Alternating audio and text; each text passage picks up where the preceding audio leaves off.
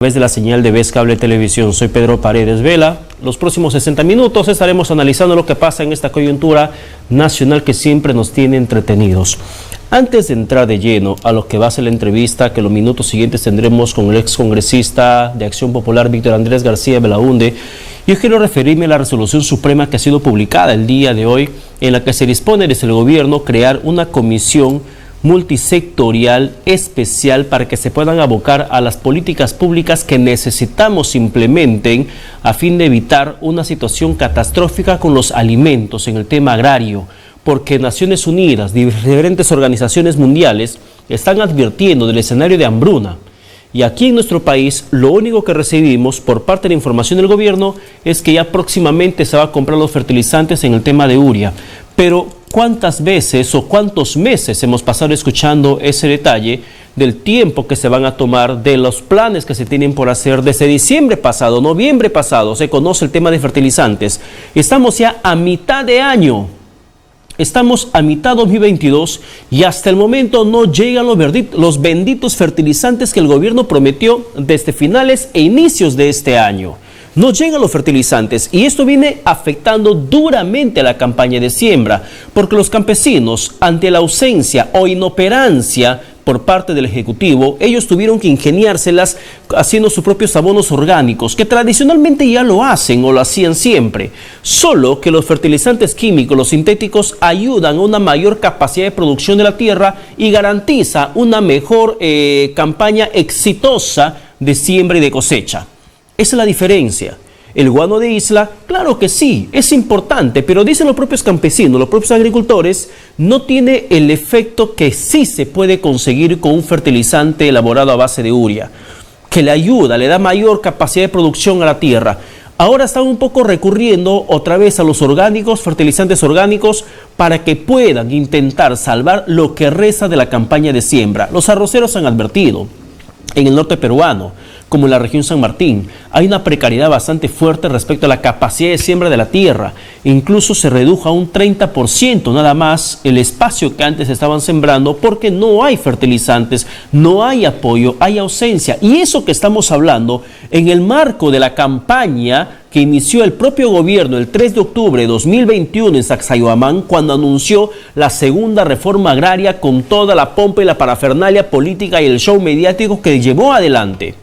Y hacía hincapié el presidente Castillo que la segunda reforma agraria no iba a ser expropiación de tierras, iba a ser el acompañamiento al campesino, el acompañamiento tecnológico, con semillas, con asesorías, con maquinarias, para que de esta forma pueda generar mayor capacidad productiva. ¿Dónde quedó esa buena intención? Tiempo después, el gobierno declara en emergencia el sector agrario.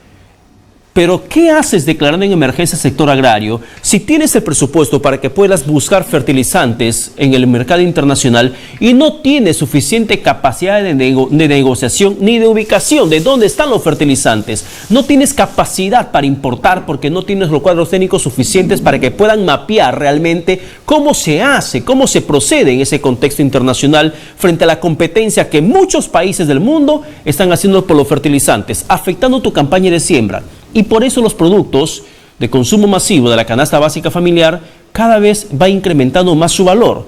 En algún momento se han estancado los precios, pero luego comienzan a elevarse. Los paperos han advertido que por lo menos el 10% de la producción de la campaña de siembra se está perdiendo.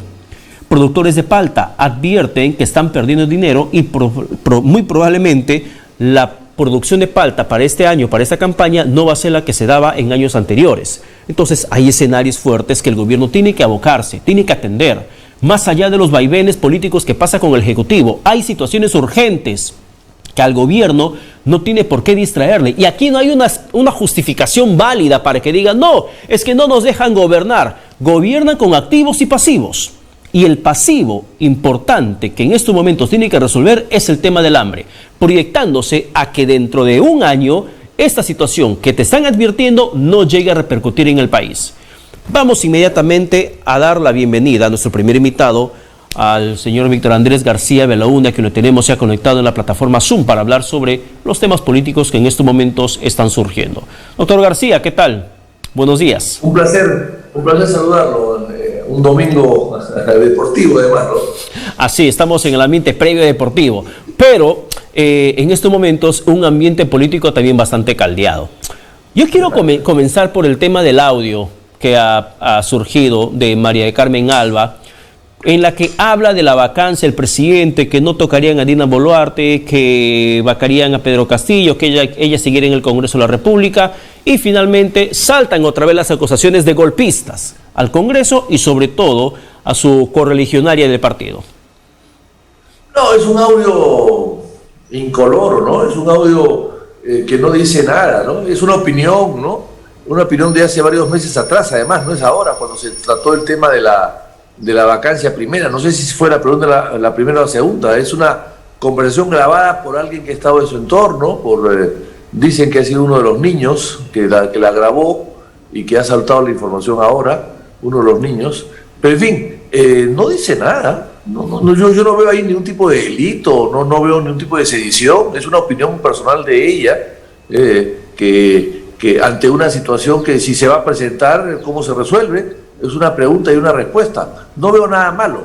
Me preocupan los audios de Samir. Esos sí son delitos. Y eso creo que hay que darle importancia, ¿no? Claro, pero aunque esos audios son de delito, los de Samir Villaverde, sale Aníbal Torres, presidente del Consejo de Ministros, y ante los audios de Samir dice que se demuestran las pruebas, y ante el audio de María Carmen Alba dice que se tiene que investigar porque hay un ánimo de golpismo. Ahí vemos el doble discurso, pareciera ser cómo se viene manejando todo eso desde el Palacio de Gobierno. Bueno, esa es la mejor prueba, las declaraciones del senil Torres, es la mejor prueba de cómo está el gobierno y cómo el gobierno maneja a los niños, porque este es un audio de los niños, y que los niños están con el gobierno, trabajan con el gobierno, han hecho negocios con el gobierno, están siendo financiados por el gobierno, etcétera, etcétera, etcétera. Es la mejor prueba de la conexión entre el gobierno y los niños, y cómo se han usado los niños para favorecer al gobierno y someter al Congreso, hacer un Congreso servil. Eso es lo que demuestra el senil Torres con lo que acaba de decir. Ahora, doctor García, usted comparte opinión, aunque el audio sea de un mes o par de meses cuando surgió el tema de la vacancia presidencial, y recuerdo claramente que una primera posición de María Carmen Alba era que no tendría por qué cerrarse el Congreso, solamente hacer elecciones complementarias con el tema del presidente. Y esa versión también la cambió posteriormente. Por eso coincido en ese punto cuando menciona que no es un audio vigente, sino es un audio ya descontextualizado. Sin embargo, hay en lo que ella menciona. ¿Se mantiene en el contexto de que el pueblo está con el Congreso, como se le escucha decir a ella en el audio? Bueno, en ese momento de repente estaba un poco más que ahora, ¿no? Ahora cada día el pueblo está más alejado del Congreso, ¿no? Del gobierno también. Yo no sé, compite el gobierno con el Congreso a ver quién está más alejado del pueblo, ¿no? Hay una competencia ahí tremenda, ¿no? No sé quién gana en este momento, pero quizás en ese momento, en septiembre pasado, octubre pasado, el Congreso tenía más respaldo que ahora. Eso es evidente, ¿no? Ahora, es una percepción de ella, ¿no? Yo desde que estoy afuera percibo todo lo contrario, ¿no?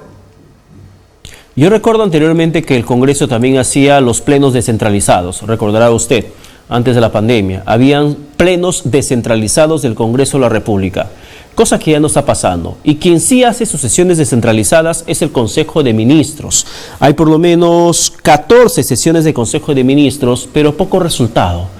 ¿Qué ve usted? ¿Qué siente, percibe usted cada vez que escucha al presidente Castillo en Tumbes, en Junín, en Cusco, en Ucayali, en Huánuco, con sus plenos de Consejo de Ministros descentralizados? Yo creo que trasladar al gobierno a la provincia no está mal, la idea no es mala.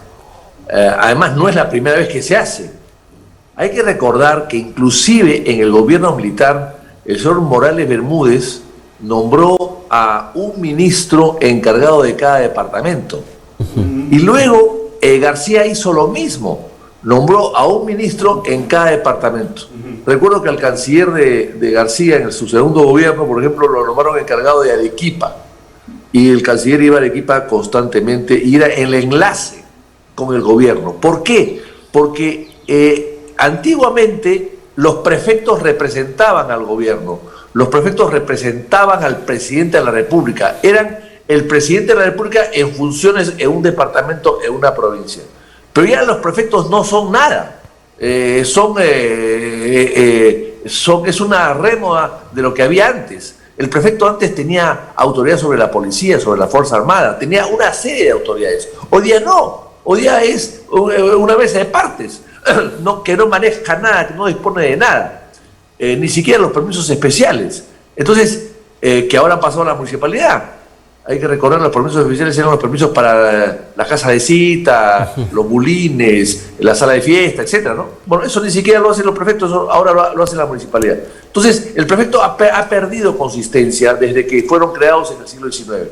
Entonces, ¿cuál es el contacto del gobierno en un departamento? Bueno, no tiene contacto, porque el presidente de la región puede ser independiente al gobierno, los alcaldes también. Entonces, ¿cuál es el delegado del gobierno? ¿Cuál es el poder del Ejecutivo en un departamento? Solamente la policía. Y, por supuesto, la policía tiene funciones diferentes. Cuida el orden interno. No puede intervenir en política. Entonces, entiendo que la idea es buena. La idea de que el gobierno se traslade a la provincia, al gobierno central, me parece que es una buena idea. Pero esto lo están distorsionando. ¿En qué sentido? Porque están haciendo hacer propaganda, justificar los errores del gobierno, a criticar a la oposición. Para eso no se va a una provincia, no se va a una región, no se va para criticar a los otros, no se va a hacer política barata, se va a recoger los problemas de la región y a buscarles una solución, o ir ya con una solución conociendo los problemas. De eso se trata, y de eso no se ha hecho nada. Ni siquiera hay actas del Consejo de Ministros descentralizado. Exactamente, eso le quiero preguntar. ¿Cuál es el sentido de un Consejo de Ministros descentralizado, donde no levantan actas y que tampoco se den acuerdos en ese nivel?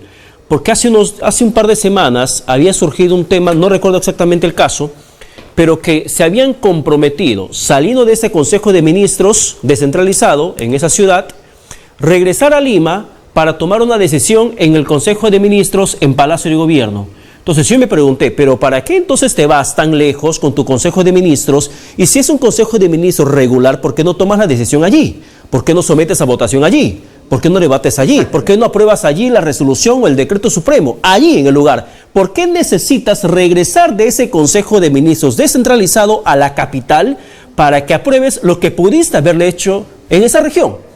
Ahí no entiendo esa figura. Bueno, usted lo ha dicho, usted no lo entiende, yo tampoco. Mejor dicho, sí la entendemos. Están haciendo demagogia barata. O sea, no son consejos de ministros descentralizados, son el traslado de un equipo del gobierno, de las autoridades del gobierno, a hacer una propaganda, una presencia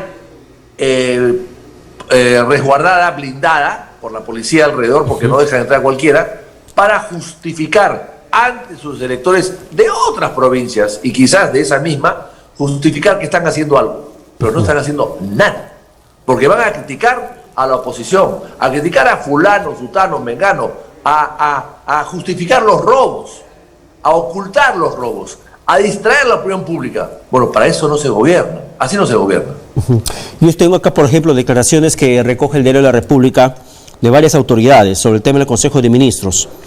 Y el caso especial, cuando se fue para Cusco, hay mucho descontento porque se hizo tanto anuncio y todo genera una falsa expectativa que ya sienten que eso no se va a hacer realidad. Anunciaron el tema del gas en varias regiones, renegociación del contrato del gas de Camisea y todo quedó en nada. Y luego sale el gobierno y comienza a responsabilizar a la oposición que no le permite trabajar, o a Dina Boluarte, que se va al Foro Económico Mundial del Davos para que diga que las mineras tienen la culpa de la contaminación y que la derecha no le deja trabajar. Y si no le deja trabajar, ¿le dejarán terminar sus 5 años de gobierno? Bueno, mire, lo de la señora Boluarte en Davos hace una vergüenza. Yo le digo ante todo, fíjese, yo he sido secretario del Consejo de Ministros 5 años, del 80 al 85, 5 años. Yo era el encargado de llevar las actas, de hacer las actas, de firmar las actas, de redactar las actas. Era encargado de redactar los decretos supremos aprobados en el Consejo de Ministros. Era encargado de sacar las firmas y mandarlos al peruano y que se publiquen. Eso ahora no se está haciendo en los consejos de ministros descentralizados. Y en época del presidente Belaúnde, donde yo fui secretario del Consejo de Ministros durante 5 años, nunca hubo un consejo de ministros descentralizado. y siempre se aprobaron cosas para el resto del país, siempre. No hubo nunca un Consejo de Ministros donde no se aprobaba un decreto que beneficiaba a algún departamento o a alguna región, a alguna provincia. ¿Por qué? Porque el presidente es el que viajaba con los ministros adecuados. ¿Qué cosa puede hacer un Consejo de Ministros donde el canciller se va a Pucallpa o a Iquitos? ¿Qué cosa va a hacer el canciller ahí? ¿Qué cosa puede hacer? Nada. ¿Para qué lo lleva? ¿Para qué lo lleva? ¿Para qué lo llevan? O sea, no puedes. En el Cusco puede hacer mucho el ministro de Energía y Minas con el tema del gas. ¿Pero qué va a hacer el canciller en el Cusco? ¿Qué va a hacer el ministro de Promoción y de Turismo en el Cusco? O sea, hay que saber, y es un día o dos que se pierden, porque todos se trasladan ahí, todo el despacho del ministerio se traslada ahí. ¿Qué va a hacer el Ministerio de Defensa en el Cusco, por ejemplo? El interior, bueno, algo podrá hacer, pero el de Defensa, ¿qué va a hacer? Y son 2 días o 3 días que se paraliza el despacho en Lima, porque él está en el Cusco, claro, con toda la gente. Entonces yo creo que es una pérdida de tiempo y de dinero, y una burla al país, este Consejo de Ministros descentralizado. Pero mientras se da esa parafernalia política por parte del Palacio de Gobierno, que hasta el momento no vemos resultados tangibles de lo que podría significar, hay investigaciones que avanzan en torno al presidente de la República, Pedro Castillo. Ya el fiscal Pablo Sánchez termina incorporándolo como un investigado, y que aunque su abogado haya dicho que no lo pueden investigar, otros le dijeron que sí, va a tener que responder ante la Fiscalía sobre el tema Tarata y otras vinculaciones en base a los audios que van saliendo. ¿Usted cree que esos elementos que comienzan a caer sobre el presidente Castillo podrían desencadenar en algún momento en una causal de vacancia sólida? Porque hasta el momento se la presentaron, pero ha sido bastante débil. ¿Usted cree que ahora sí podría encontrar algo sólido en una moción de vacancia? Bueno, yo creo que sí, porque estamos viendo que la incapacidad moral se ve en un presidente que está rodeado de delincuentes, de cogoteros, de rapiñas, está rodeado de carteristas, de chaveteros, que nombra a esos chaveteros y carteristas ministros o viceministros o secretarios generales de la presidencia. O sea, no tiene capacidad para discernir, empezando por allí, no tiene capacidad para decidir bien, y decide equivocadamente, no en cuanto a la equivocación en cuanto a la profesión, al desempeño profesional, a la formación profesional, sino en cuanto a la formación ética, a la formación que es mucho más grave, a la formación ética. No es que nombre a un ministro de salud que no es médico y que no sabe nada. Bueno, no, es que nombre a un ministro de salud que es prontuariado, o un ministro de Agricultura que es asesino, 2 asesinatos de por medio. O sea, la cosa no es... Y que además no sabe nada. Entonces, esa incapacidad para discernir, esa incapacidad para gobernar, eso es gobernar. Gobernar es llamar a la mejor gente para que te ayude a gobernar. Eso es gobernar. Eso es gobernabilidad. Entonces, esa incapacidad del presidente es manifiesta. Y si eso lo unimos a todo lo que está saliendo ahora, que lo vincula a él como un jefe de una no organización criminal, una banda criminal, una pandilla, ni siquiera es una organización criminal, una pandilla de delincuentes que ha tomado el poder. Entonces, evidentemente, la vacancia está a la vuelta de la esquina, siempre y cuando haya compromisos serios de los congresistas de votar en ese sentido, porque hasta el día de hoy lo que hemos visto es que esta banda criminal, esta pandilla que nos gobierna, tiene sus contactos en el gobierno y ha comprado voluntades a través de los votos. Entonces, si es así, evidentemente no podrá haber vacancia. ¿Y cuál cree, doctor García, ¿y cuál cree que es la figura que está surgiendo con esta renuncia sistemática de congresistas de Perú Libre? Perú Libre, que antes era la bancada mayoritaria, se fueron los 10 del bloque magisterial, quedaron disminuidos, Fuerza Popular pasó a ser la bancada de mayor número de integrantes. Perú Libre vuelve a registrar renuncias en los últimos días y cada vez se debilita más. ¿Usted entiende esta movida que está sucediendo en esos instantes, que lo que antes era un partido de gobierno ahora solamente se limitan a considerarse partido aliado del gobierno? Bueno, porque quieren, aquí lo que están haciendo es lo siguiente. Unos están adentro, otros están en el borde. Unos están teniendo todo tipo de prebendas y de privilegios y acceso directo al poder y otros no. O sea, la división de la bancada del gobierno es por la cercanía a las fuentes del poder, nada más. Entonces, pero no significa que se van a pelear, porque si les ofrecen algo adicional, van a votar con el gobierno. O sea, quieren decirle al gobierno que son aliados, pero no socios, para poder tener mayor acceso a los privilegios que da el Estado, la cercanía al Estado. Pero en el caso, por ejemplo, de Betsy Chávez, en el voto de la censura de la ex ministra de Trabajo, sorprendió que 9 votos que apoyaron esa censura salió de esa bancada que hasta hace poquísimo era el partido de gobierno. Así es. Sí, bueno, porque están así, ellos están pulseando, ¿no? Ellos quieren negociar todos los días. Y si no consiguen todos los días lo que quieren, ellos quieren estar al borde para poder con un pie en un lado y un pie en el otro lado. Y cambiar de posición de acuerdo a las ventajas que les puedan ofrecer. Claro, le pregunto es un poco para armar el rompecabezas de cómo se va dividiendo Perú Libre, que era un bloque fuerte, que le blindaba al presidente, que junto con sus Juntos por el Perú y con Perú Democrático evitaban cualquier situación de vacancia en otras mociones anteriores. Ahora el panorama político, el ajedrez parlamentario, está similar al de la segunda moción de vacancia que no prosperó. Perdón, ¿la pregunta cuál era? En el sentido de si es que los números de votos, las bancadas, el ajedrez político en el Parlamento se mantiene igual que en la segunda moción de vacancia que no prosperó, si es que se presentara una tercera. Bueno, es una buena pregunta. Es una buena pregunta. Yo no estoy adentro y no tengo datos para poder contestarla. Sí creo que el Castillo se irá más que por una vacancia, por una renuncia, por presión de la calle, de la opinión pública, por presión quizás de algunos congresistas del sector del Congreso. Eso es lo que yo creo que iba. Porque además el problema de Castillo es que está aislado.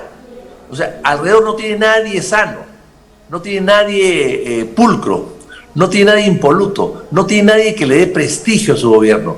Todo su entorno es tan tóxico como él, es tan desprestigiado como él, es tan incapaz como él, es tan capaz como él, rapaz como él. Entonces, con todo ese entorno no lo ayuda, y inclusive hasta su esposa está enjuiciada por falsedad, por plagio. O sea, no hay nadie allí que esté limpio, impoluto, que pueda sacar la cara por él o aconsejarlo bien. Todos están metidos en problemas judiciales muy graves que no les permiten pues tomar decisiones acertadas, evidentemente, ¿no? Claro, pero además, por ejemplo, está el caso en particular de la posición que tiene el Congreso, por otra parte, cuando vemos que actores políticos del presidente Castillo, como el caso de su premier, Aníbal Torres, una y otra vez apela a la división de clases, a la distinción, la lucha de clases. Los ricos tienen la culpa de que los pobres estén así como están, de que el blanco, de que el negro, el cholito y el gringo.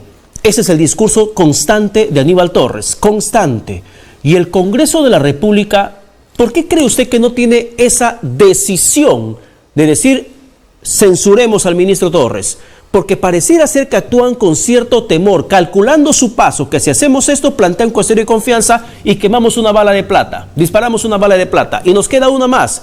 Si nos hacen pisar el palito, nos vamos nosotros y se queda el gobierno. ¿Por qué hay ese cálculo y no decisión en cuanto a la versión que dan públicamente de que el ministro tiene que irse, y cuando tienen que firmar para la moción de censura o votar para la misma, muchos la piensan y piensan y piensan más de una vez? Bueno, la explicación de la doctora Alba hace meses atrás es una respuesta a una pregunta de los niños que le hacían, y que seguramente era una pregunta generalizada, ¿no? Ahí se ve, hay que interpretarlo, por supuesto son especulaciones, es una interpretación que la que estoy diciendo en este momento, que puede ser acertada como no, pero lo que yo veo en esa conversación es que le cuestionaban a ella el hecho de la vacancia, porque se iban todos. Entonces, esa preocupación de que se van todos, ellos no la quieren. Ellos lo que quieren es que se vaya solamente Castillo. Y ella contesta, no, el Congreso se queda. Se va el presidente, el Ejecutivo, pero el Congreso se queda. O sea, trataba, entiendo, estoy tratando de interpretar, que ella trataba de darle una tranquilidad a las bancadas, diciéndole, señores, si procede la vacancia, no se preocupen, porque ustedes se quedan. Porque parecería que la preocupación era de que no podían quedarse y de ninguna manera iban a vacar al presidente si ellos no se quedaban. Entonces, esa es la respuesta que yo creo, y creo que sigue vigente hasta el día de hoy. Claro, pero la posición que tiene el Congreso de pensar o no, de apoyar la moción de censura que en estos momentos se está corriendo contra Aníbal Torres. Hay mucho timorato, hay mucha duda, hay mucha inseguridad de qué es lo que va a pasar con el Congreso. ¿Por qué tenemos un Congreso que si fija posición públicamente sobre algo, sobre alguien, sobre la remoción de Torres, al momento de tener que firmar, no se atreve a hacerlo? Por eso mismo, porque ellos han llegado por 5 años, no quieren irse antes. Entonces, los problemas de la no censura a Torres y los problemas de la no vacancia es más que pensando en Torres, o los errores de Torres, o los errores de Castillo, pensando en su permanencia en el Congreso. O sea, hay muchas bancadas que han llegado por 5 años, han hecho mucho esfuerzo, han invertido mucho esfuerzo, dinero, inquietudes, afectos, etcétera, etcétera, etcétera, para quedarse 5 años. No están dispuestos a irse antes. Ese es el problema que existe en este momento, que ante la permanencia segura de ellos, el Congreso no van a censurar a Torres ni a ningún primer ministro porque les quita, les acorta la mecha, les acorta la mecha. Y en el caso de Torres hay el riesgo de que se vayan todos. Ahora, doctor García, para terminar, por favor, ¿usted cree que esta reforma constitucional que se llevó a referéndum con Martín Vizcarra de la no reelección parlamentaria tiene que eliminarse? ¿Tiene que modificarse, permitirse la reelección parlamentaria? Porque mire, con lo que estamos pasando en estos momentos, hay mucho de improvisación en el Parlamento, mucho aprendiz que recién llega a ver qué es lo que va a hacer y cómo se maneja políticamente el hemiciclo. ¿Necesariamente tiene que regresarse a la reelección parlamentaria como era? Yo siempre sostuve cuando se debatió eso en el Parlamento que la no reelección es una brutalidad, discúlpeme la frase, que solamente existe en México y algún otro país por allí. En el mundo, de 195 congresos, hay 12 en el mundo donde no hay reelección. Y en México ya eso se eliminó, que viene de la Revolución Mexicana de hace 50 años, se eliminó en México. Y lo que hacían los mexicanos es que, como no podía ser reelecto, el senador postulaba a diputados y el diputados a senadores y continúan allí. En el Perú, la reelección existe siempre y solamente el 10% se reelegía, el 90% no se reelegía, no se reelegía. Entonces era realmente una estupidez del señor Vizcarra promover la no reelección por cuestiones populistas, porque claro, le vendieron la idea al pueblo de que el Congreso era malo porque había reelectos. No, que la manera de mejorar el Congreso es que no vuelvan algunos viejos parlamentarios que estaban allí. No, ese no era el tema, porque esos parlamentarios viejos o antiguos eran solamente el 10% de la Asamblea y son los que más sabían, son los que conducían los primeros meses la labor parlamentaria. Entonces, decirle no a una Asamblea, o sea, una cosa es decirle no a un alcalde que maneja recursos y que puede usar esos recursos para su reelección, y otra cosa es una Asamblea, una persona de una Asamblea de 130, una Asamblea que no manejan presupuesto, que no manejan dinero, que están ahí para hablar, para debatir, para aprobar, para fiscalizar. O sea, era realmente insólito que se apruebe eso. Pero sin embargo, como se vendió la idea de que el Congreso era malo por los reelectos, bueno, se aprobó. Yo me abstuve de votar. No porque no crea en la reelección, que sí creo, pero como había sido elegido 5 veces ya, para que no piense de que yo tengo interés en elegirme una sexta vez. No tengo ningún interés. Ni lo tenía a ese momento ni lo tengo ahora. Pero sí creía que los viejos parlamentarios que yo recuerdo, Chirino Soto, Aramuro Menchaca, Jorge del Prado, Carlos Malpica, Javier Discanseco, Bedoya Reyes, Polar, Mario Polar, Luis Alberto Sánchez, o sea, eran unas instituciones en su momento, eran unas instituciones. Gastón Acurio, de Acción Popular, Álvaro Landini, de Acción Popular, eran unas instituciones y era un lujo verlos debatir, era un lujo. Bueno, eso desapareció, eso desapareció. Bien, doctor García, permítame, por favor, hay unos temas más que quiero conversar con usted sobre el tema de las Bambas, su posición como político, qué es lo que va a pasar, porque incluso hay un proyecto de ley que habla de Perú Libre, que habla de una nacionalización que tendría que darse en este yacimiento minero que se encuentra en manos privadas en estos momentos. Espera un momento, por favor, vamos a la pausa y regresamos con más aquí en Política y Poder.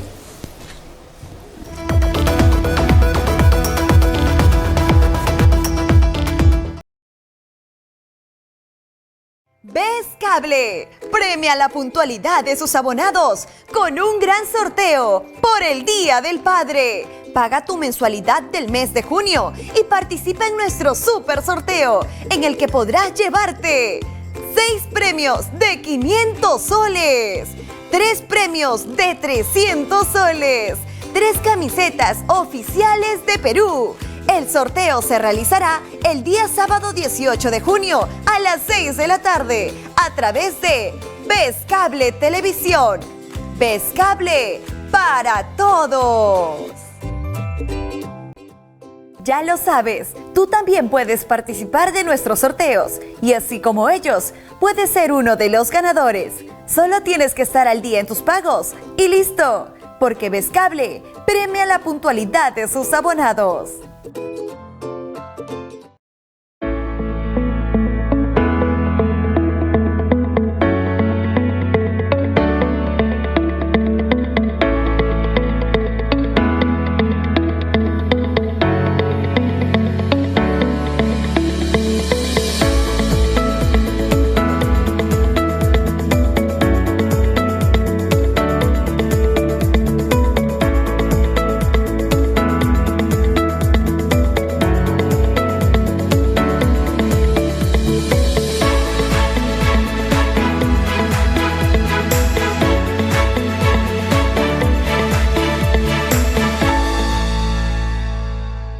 BES Cable premia la puntualidad de sus abonados con un gran sorteo por el Día del Padre. Paga tu mensualidad del mes de junio y participa en nuestro super sorteo, en el que podrás llevarte 6 premios de 500 soles, 3 premios de 300 soles, 3 camisetas oficiales de Perú. El sorteo se realizará el día sábado 18 de junio a las 6 de la tarde a través de BES Cable Televisión. BES Cable para todos.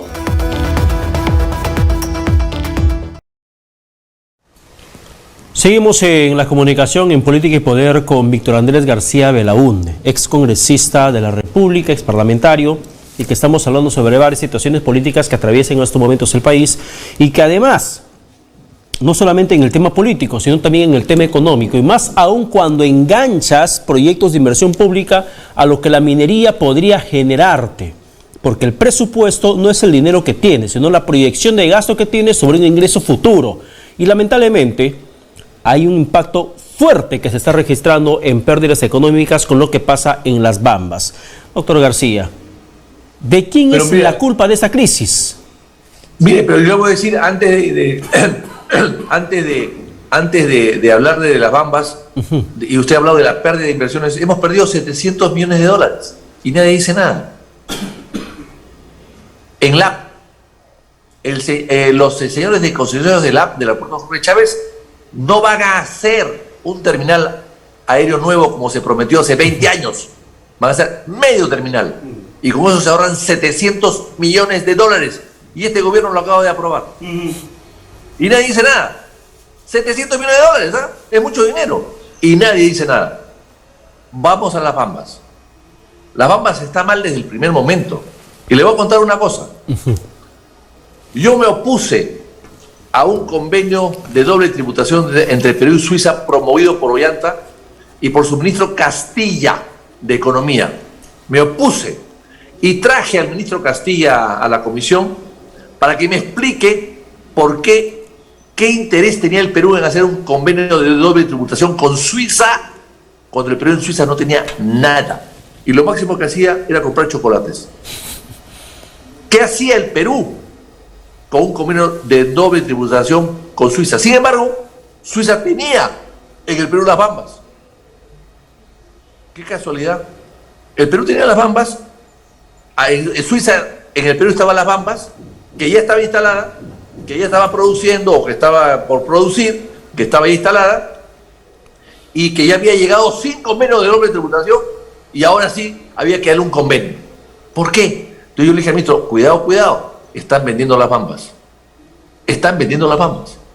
Se lo dije al ministro, ahí están las actas. Se las puedo enviar inclusive si usted quiere leerlas.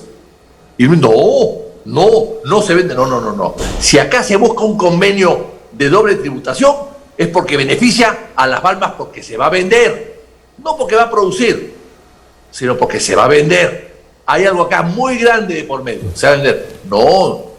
Me dijo, me aseguró que no. Se aprobó el proyecto con mi oposición, por supuesto. A los 6 meses se vende las bambas a los chinos. ¿Y el Perú cuánto deja de percibir en impuesto a la renta? $300 millones. 300 millones de dólares. La pregunta es, ¿por qué no se investiga eso? Y los chinos cambiaron todo. Han cambiado todo. Ha habido un ferrocarril allí. Lo que no se puede hacer es hacer que un camino de cabras, de comunal de cabras, se convierta en una carretera nacional. Que es como la catalogaron. ¿Perdón? Que es como finalmente la calificaron. Así es, pero era un camino de cabras. Lo convierte en una carretera nacional a pedido de los chinos para que transitara ahí 300 camiones diarios o 200 camiones diarios que van a botar polvo de minerales en todo el camino. Les permitió el Estado también y dejaron de invertir $300 millones en el ferrocarril que hubiese servido para todo, porque se conectaba al ferrocarril central, se conectaba al ferrocarril de Cusco, Arequipa, etcétera, y mejorabas inclusive, y dejabas un ferrocarril, dejabas una obra, desaparecían las bambas en 50 años y dejabas una obra. Eso se eliminó. Entonces ¿de quién es el problema? Ahora pues los comuneros, ¿y cuál es la solución? Darle plata. Le han dado a algunos dirigentes $1,5 millones de soles. Grave error. Porque si le das $1,5 millones de soles, se los gastan. Si una persona que no tiene dinero le das $1,5 millones, se lo gasta rápidamente. Se compra una camioneta, se compra esto, se lo gasta. Y cuando ya no tiene plata, regresa por más. Lo que debió hacer es darle una mensualidad, una renta, en todo caso, a los comuneros que eran los propietarios de las tierras. Una renta. ¿Para qué? Para que tengan, es decir, como es una AFP, que vas ahorrando y le vas después a una jubilación adelantada, una renta vitalicia. Eso era mucho más práctico que darle plata a cada uno en el bolsillo. También otro error. Cuando se va la plata, regresan. Y los que no tienen nada, con mayor razón. Y los que no han recibido nada, con mayor razón. Bueno, pues todo eso está muy mal hecho. Ahora estamos en un problema tremendo. ¿Qué se requiere hacer? Primero, autoridad. Que se respete la propiedad privada, fundamental. Segundo, que hagan el ferrocarril y se soluciona el problema. Pero está bien, le entiendo perfectamente y gracias por ese recordaris de cómo fue el tema de las bambas cuando inició primero con los suizos. Sin embargo, este gobierno ¿tiene algún ministro capaz de liderar la mesa de diálogo para que pueda generarse soluciones? Porque lo único que escuchamos del gobierno es que no van a actuar como otros con el tema de violencia y represión, que van a buscar el diálogo, pero el diálogo ya se está suspendiendo mucho tiempo y la pérdida económica para el país termina siendo cuantiosa. Estamos perdiendo ya cientos de millones de dólares por la paralización de esta obra. Entonces, ¿encuentra usted alguna figura dentro del Ejecutivo que pueda liderar este proceso de diálogo entre comuneros, la empresa y el propio gobierno? A ver, hay dos cosas que le voy a decir. Primero, no es pérdida, porque pérdida es a fondo perdido, ¿no? Pérdida es un dinero que se va al tacho de basura, o se va a la rejilla, se va al desagüe. No. No, ahí está el dinero. El mineral no se va a ir, ahí está, se va a retrasar la explotación, se va a retrasar los ingresos. Bueno, va a haber una pérdida en el sentido de la pérdida del dinero oportuno, pero no se va a perder porque nadie se va, esa mineral no va a desaparecer, ahí está, se va a quedar por un tiempo más. Se van a postergar los ingresos en todo caso, pero eso a mi modo de ver no es pérdida, se postergan los ingresos con el daño que ello implica, pero no es un daño mucho más grande de lo que se dice, simplemente se va a postergar el ingreso.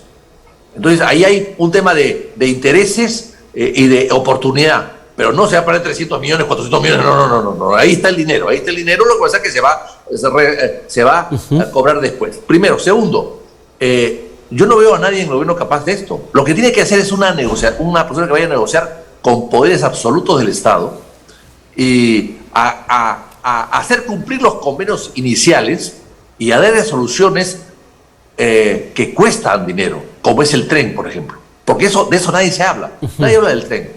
O sea, el tema es una solución integral, pero con autoridad atrás. Porque si no hay autoridad firme que quiera negociar con la mano firme, que no le tiemble la mano, no podremos avanzar. Porque ya en este momento hay un desorden y hay una pérdida de credibilidad a la autoridad. Entonces, cualquier cosa que haga cualquiera de estos peleles de ministros que tenemos no va a dar resultado. Tiene que ser una persona con carácter, con firmeza y con poderes para hacer cumplir los convenios anteriores y renegociar lo que haya que renegociar. Y que la empresa invierta en el ferrocarril. Si no hay ferrocarril, los problemas de las carreteras van a subsistir siempre. Lamentablemente tenemos un gobierno con un presidente que cuando se va a un determinado lugar ofrece lo primero que se le viene a la mente o la primera necesidad que la gente dice tener. Se fue a Chota, ofrece aeropuerto. Se fue a Huancavelica, ofrece aeropuerto. Y todos dicen, bueno, ¿cuánto ofrece y cuánto realmente hace? Si el gobierno tiene una posición de ofrecer, ofrecer y ofrecer y anunciar como dentro del acuerdo de negociación la construcción del ferrocarril, la verdad que deja mucho que desear la posición que políticamente tendría el gobierno. Porque ni siquiera, recuerde usted, ni siquiera tuvo posición política firme en el tema de la renegociación del contrato del gas de Camisea. Lo hicieron con toda una parafernalia, con documento, ingresaron, citaron, a las finales nunca se dio. Ni la segunda ni la tercera reunión, creo que ni la primera se llevó a cabo. Cuando son temas tangibles y urgentes de atender por parte del gobierno, en intenciones que supuestamente tienen para que atienda la realidad nacional. Pero en todo esto... Bueno, y además, perdón, el gas de Camisea, estamos gastando 45 millones de dólares anuales en cuidar un tubo que no es nuestro. 45 millones de soles cuidándolo y manteniéndolo para que no se deteriore. Dólares, así es. 45 millones de dólares anuales para cuidar un tubo y mantener un tubo que no es nuestro, que es de Odebrecht. O sea, vamos a gastar más en cuidar los tubos de Odebrecht que lo que Odebrecht le ha pagado al Perú en indemnización, que son 600 millones de soles, nada más. Y ante esa situación, las Bambas, nacionalización, como pretende un proyecto de ley de Perú Libre, ¿es viable? No, yo creo que el problema de la nacionalización es que el mensaje es muy malo, No, y lo que yo sí podría es un impuesto a la minería de exportación. Y le digo lo siguiente, lo hizo Odría el año 50, y era un gobierno de derecha. Un 4% le puso el impuesto a la minería que se exportaba. Y eso le daría un mayor ingreso. En la minería en el Perú paga, no, a mi modo de ver, no lo suficiente.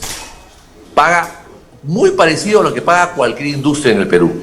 La diferencia es que la minería se agota y no es reemplazable y es un recurso natural del subsuelo de todos los peruanos. En el caso, ¿por qué vamos a pagar los que fabricamos chompas o camisas casi lo mismo de lo que paga un minero? No me parece justo. Bien. No me parece justo. Bien. Y eso hay que modificarlo también. Bien, doctor García, muchas gracias por la entrevista. Que tenga buen día. Gracias también. Muchísimas gracias. Bueno, son las 9 de la mañana con 46 minutos. Vamos rápidamente a la pausa y regresamos con más aquí en